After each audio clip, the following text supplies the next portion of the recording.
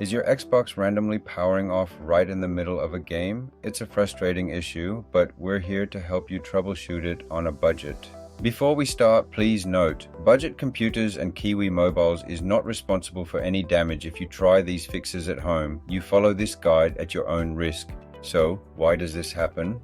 Usually, it comes down to 4 things: overheating, power supply issues, software glitches, or faulty internal hardware. Overheating is the most common culprit. Dust buildup or a lack of airflow can cause the system to shut down to protect itself. It could also be power related. A loose cable or a faulty power strip can interrupt the steady flow of electricity your Xbox needs. Let's start with the easy checks. First, inspect your power cable and the wall socket. Try plugging the console directly into the wall instead of a power strip. Next, check your ventilation. Ensure your Xbox isn't on carpet or inside a closed cabinet. It needs space to breathe, at least a few inches on all sides. If you see dust, use a can of compressed air to gently clear it out. Just don't open the console if it's still under warranty. Don't forget software. Check your power settings and make sure your system and games are fully updated to the latest version.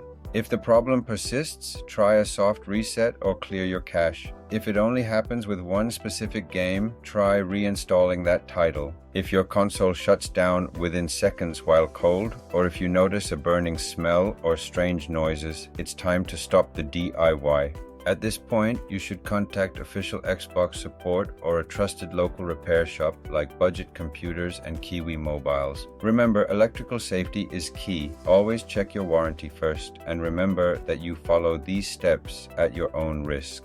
We hope this helped. If it did, hit that like button and subscribe for more tech tips. Comment below with your Xbox model and symptoms.